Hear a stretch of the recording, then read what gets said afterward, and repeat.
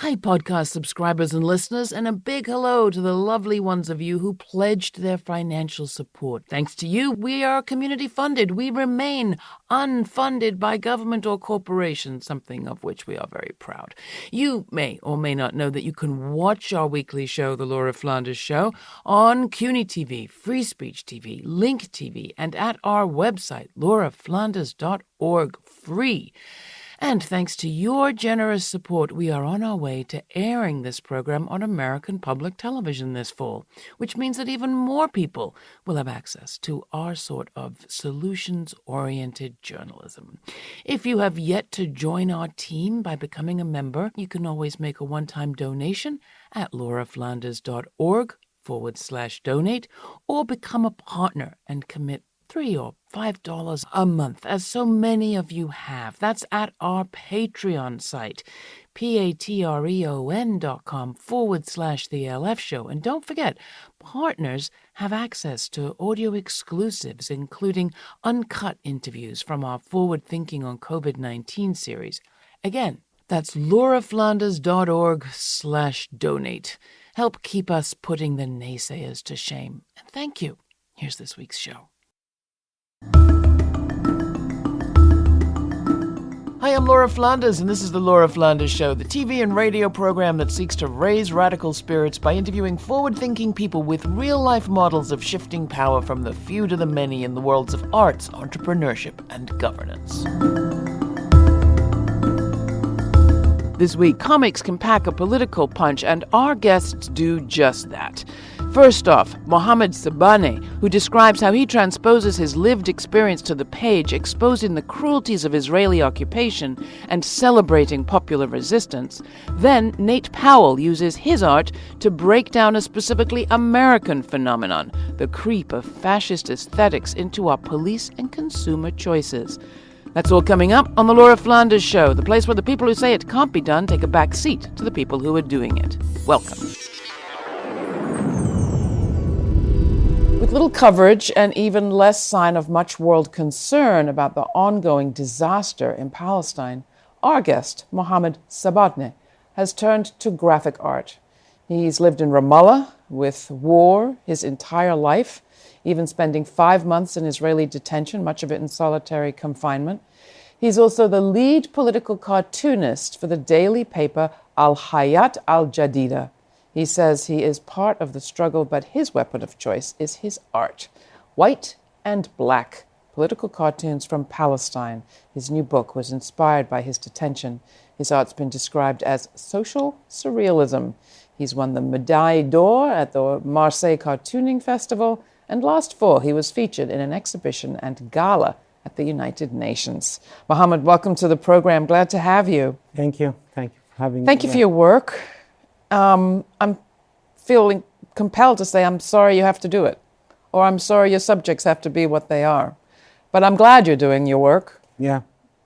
What do you think you can communicate through cartooning that those of us in traditional news maybe can't?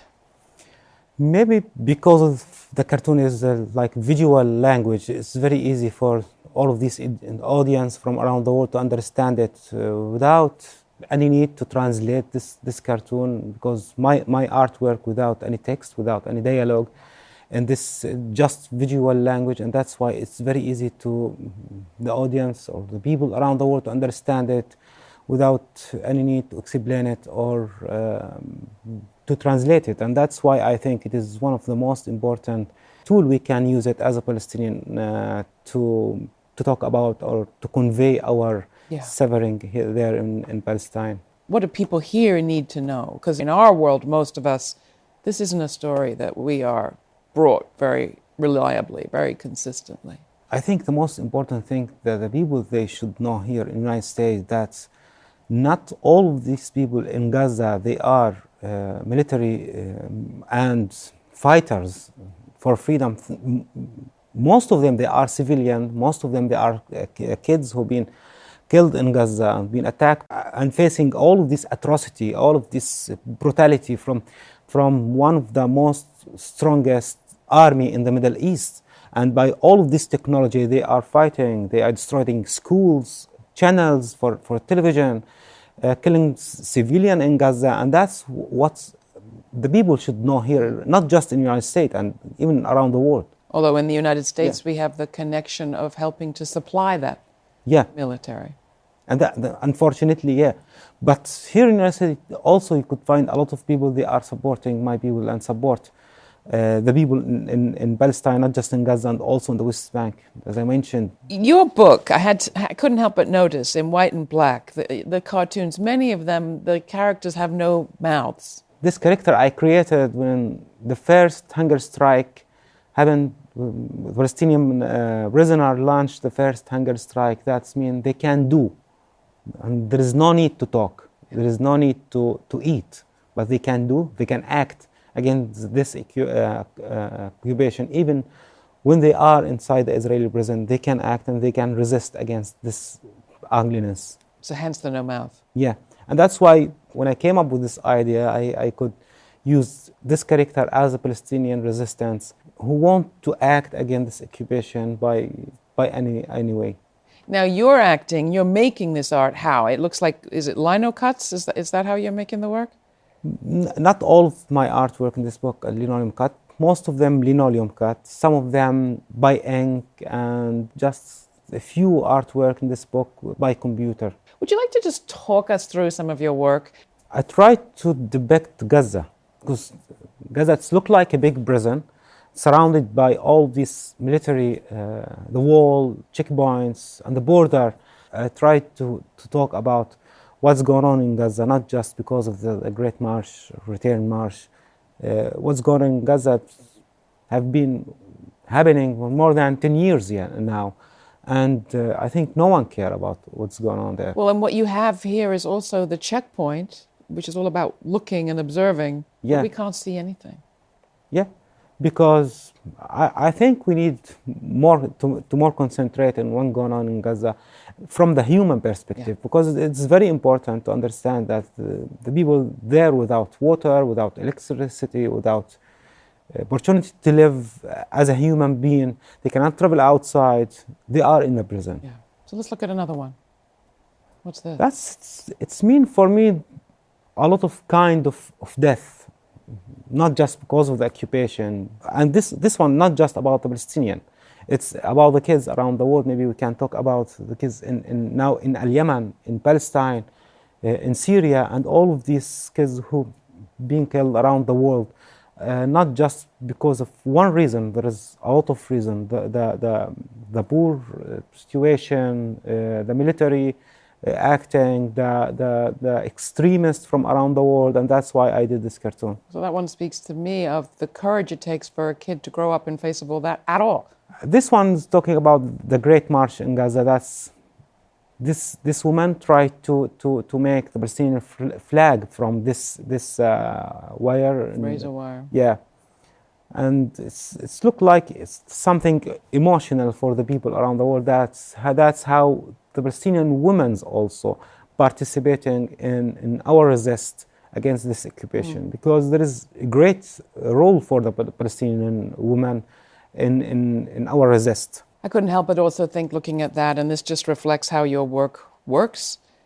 Our president has put rolls and rolls and rolls of razor wire, barbed wire, on the border of the U.S. and Mexico. United States, to me, that piece also speaks to the work that women and others are putting in to making from all of that ugliness, although the president thinks it can be beautiful, a new vision and a new idea of a nation, of a state, of people. I think he's implementing the same idea of the state of Israel now. He wants to build the wall, he wants to stop the immigrant. It is the same. It's an exclusionary, nationalist state. Yeah. So we're in the same boat, you and I. Yeah. Kind of. I have to do cartoon also. Thank you so much. This is the Laura Flanders Show. I'm Laura. That was artist and political cartoonist Mohammad Sabaaneh.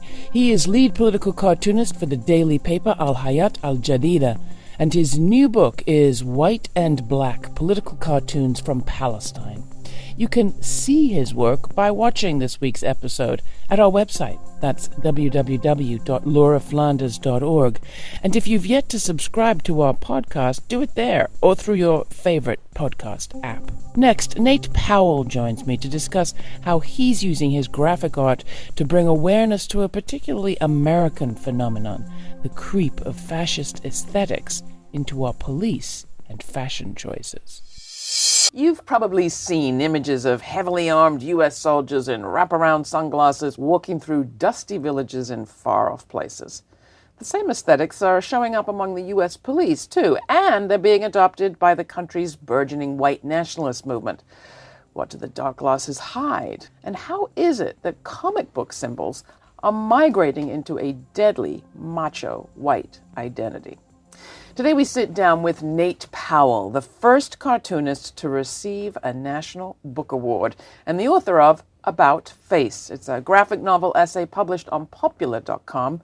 Nate's work traditionally explores militarism, memory, and culture in the American hinterland through a collage of kind of journalism and journaling. About Face centers the commodification of paramilitary aesthetics and the complacent creep of white supremacy in the U.S., while exposing the threat that G.I. Joe man-child poses to all of us. Nate, welcome to the program, and congratulations on the National Book Award. Thank you very much. Is cartoonist a politically okay term, or is graphic artist always mandatory? No, I mean, cartoonist, I think, is the most accurate description. Okay, fair enough. Did you grow up doing cartoons? Yeah, I started drawing at about age 3, and when I hit junior high school, started making and self-publishing my own work. And really what I do now is no different than what I was doing in 1992.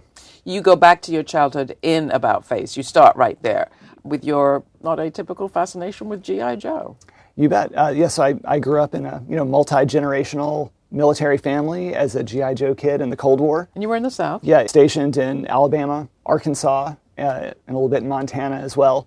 A lot of my G.I. Joe kid Cold War upbringing provided room to begin to ask more complex questions and generate dialogue back and forth, especially with my dad, to get a little more of his perspective on his service, on contradictions, on things that push people to serve, but then sort of moving forward from that and moving through punk rock and moving into publishing and moving into my own expression. Once I became an adult, finally I had an outlet for pushing that childhood discussion further and bringing it into the 21st century. You start the book saying that it is about style as a normalizing force. It's something that you suggest had been of interest to you even as a kid, but became increasingly serious. Certainly.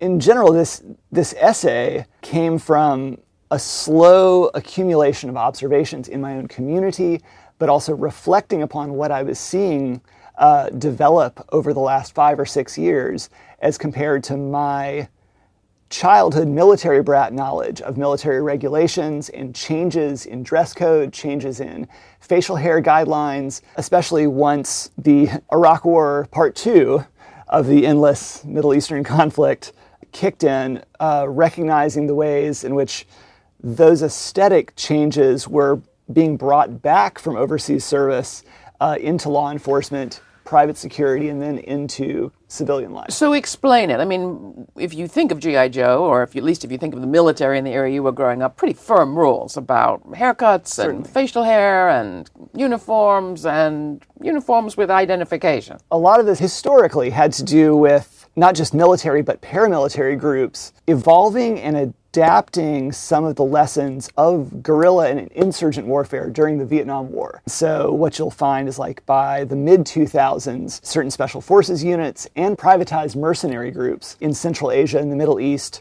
gained certain advantages in terms of growing facial hair, having a more approachable demeanor for certain locals, but also being identified by locals by their facial hair as being more prone to abuses of power and violence.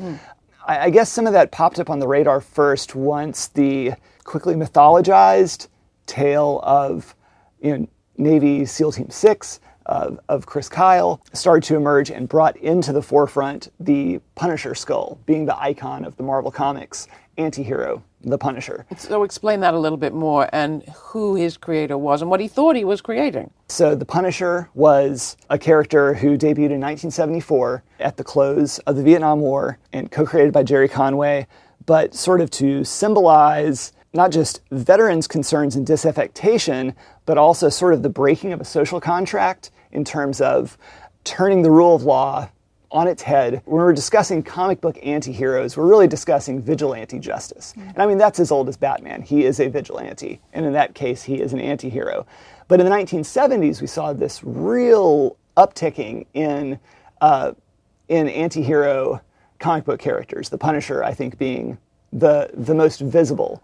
But I think the voice lent to a lot of veterans' legitimate concerns also paved way for a sense of aggrievement and entitlement outside of that pool. And so it developed a symbolic life of its own.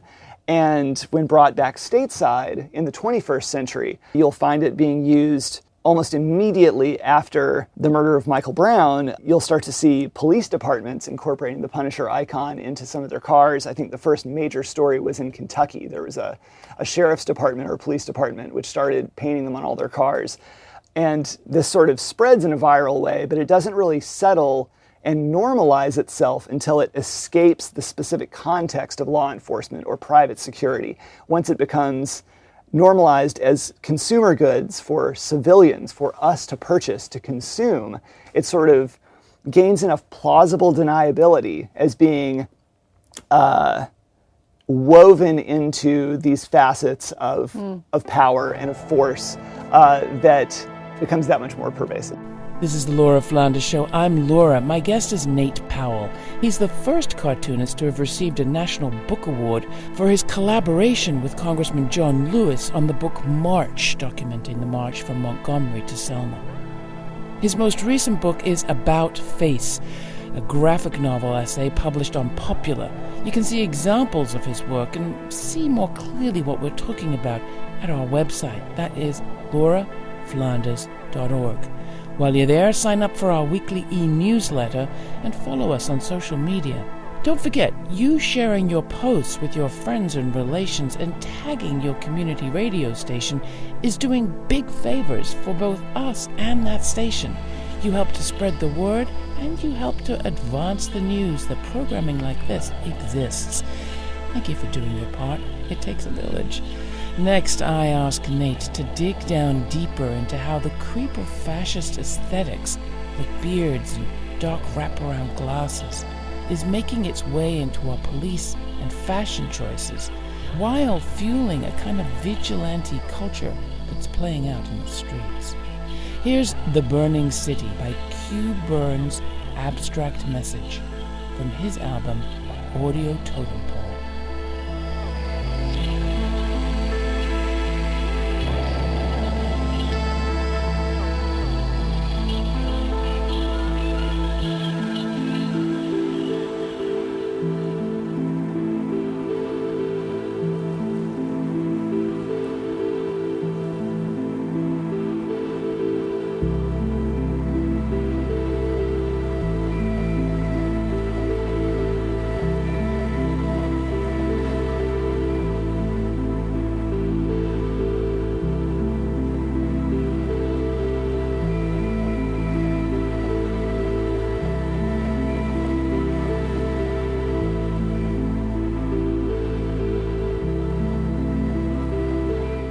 So it should be obvious, but in case it's not, I want you to tease out a little bit more. What does taking on that persona enable a person or people to do that they couldn't do when they were just G.I. Joe with the haircut and the uniform and the obedience? Well, I mean, generally speaking, we're really talking about the notion of sovereignty as it relates to being above the law, which becomes particularly dangerous when we were talking about enforcers of the law. You're not kidding. And so I think its symbolic value has rested in this decade as a signifier of force and justice regardless of the rule of law. It's sort of part and parcel of a declaration of aggrieved white male America declaring itself to be above the law in a particular cross-section to really be more specific, that's in accordance with a long tradition of living and acting above the law, just as a product of privilege. You call it white allowance. Yes, yes. White and male allowance. Certainly. How does gender play out in all of this? I saw in your beautiful piece just one gendered female character who seems to be the vampire. Right. And that was a quick reference to Dracula and to the allure of submission to power. So, like, there's that great sexy scene in the book Dracula, in which there are these sort of like she-vampires who seduce Jonathan Harker. Because your point is this is also seductive. Oh, certainly. And I mean, even as a kid, with my dad sort of giving his cautionary descriptions of military service and the requirements, in recognizing that one of the primary functions in basic training and in a lot of these regulations was to sort of whittle away at the edges of individuality, and the willingness to, question orders or to question your role in a larger system.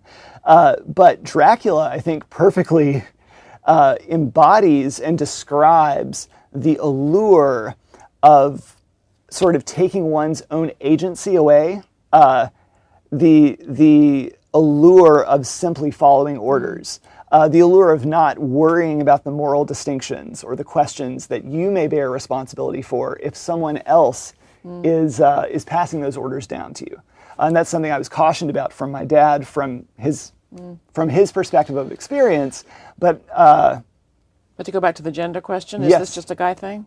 I'd say dominantly it is. It has a lot to do with a sense of entitlement, with a continuation of privileges that some people perceive as being threatened.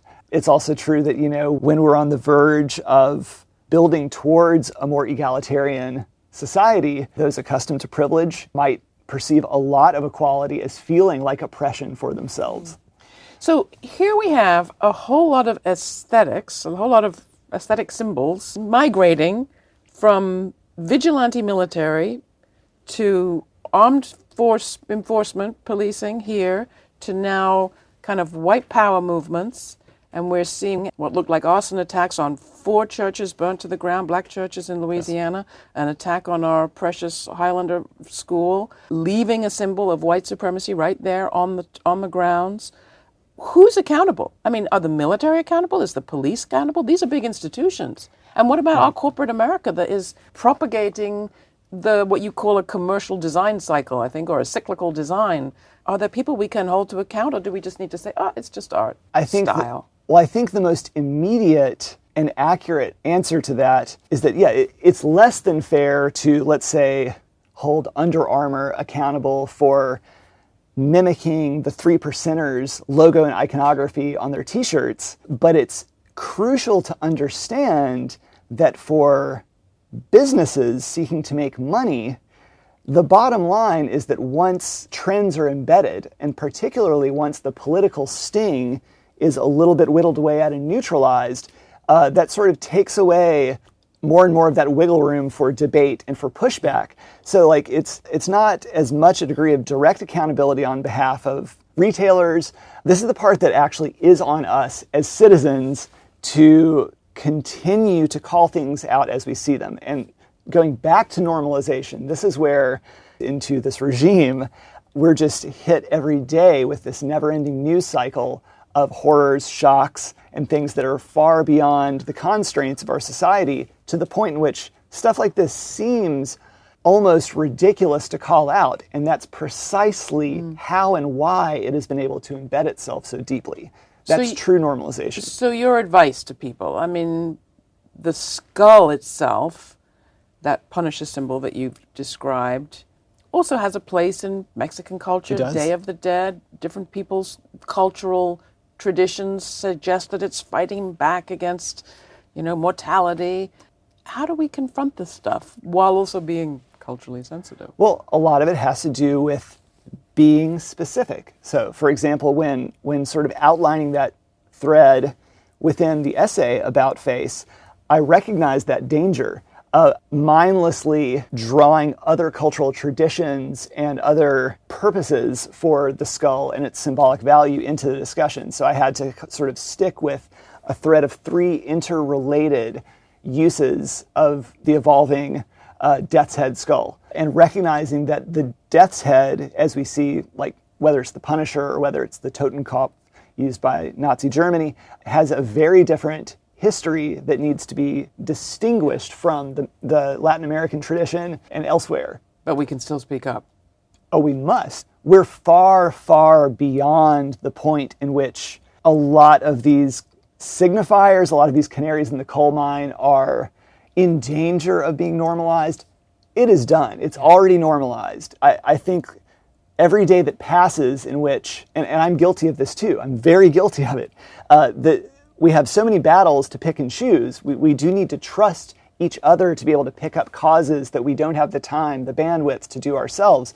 But these little things really matter as well. We're talking about our ability to observe and remember facts and to be able to contextualize them with our personal experiences. And we're at grave risk of losing the ability to use that constructively when we're letting little things like style, aesthetic, these normalizing components, when we let them slide, it has an impact. You did also collaborate with John Lewis in the beautiful graphic story of the march from Selma to Montgomery March. And that's the one that got you the National Book Award.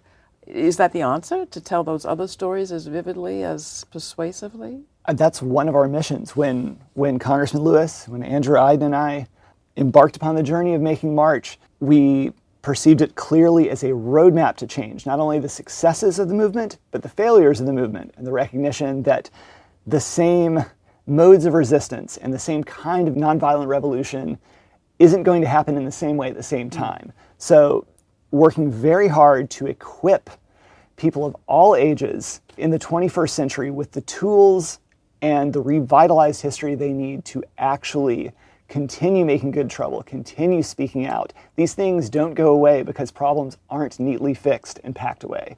And I think, that became more and more evident as the trilogy went on. We watched the temperature change in the room over the course of those 4 years in which the three of us made March. And it remains more vital now than I think when we embarked on the project. Do you use graphic art to reach different audiences, or because you can do things in graphic art that you can't do in text or a movie? I'd say for part one of that, I choose comics because I love comics, and they do have unique strengths in storytelling that activate us as readers in ways that no other medium can. But there is a universal quality. There is an incredible accessibility issue with comics as a medium and as a language, but especially in terms of like an essay like About Face, the ability to navigate this train of thought in a linear fashion, but simultaneously be able to contextualize different points in real time while moving through a comic. These are strengths of comics which allow some ideas to be crystallized in a more powerful way than could be done in any other medium. That was cartoonist and graphic artist Powell, author of About Face, a graphic novel essay that is now working into a book. This show originally aired 15 months ago before the death of civil rights movement leader Representative John Lewis on July 17th. I caught up with Nate recently and asked him about his understanding of the legacy of Lewis, with whom he worked on that award-winning graphic novel trilogy about the businessman from the movement, poet, maker, and enemy. You can see that updated extract at our website and get all of the episode notes along with suggested other watching and reading and listening at our Patreon site. That's Patreon, Patreon.com/the election. There are Patreon partners help keep this content coming and keep it free for you on TV, radio, and as a podcast. In the portion of this program, you also see artist and political cartoonist Mohammad Sabaaneh, whose work appears in the newspaper Totem Pole, and calls his work an act of defiance and liberation. We thought briefly to explore a broad range of work, but it's not for us, so we rely on you, listeners, to do your precious Patreon partners to keep this in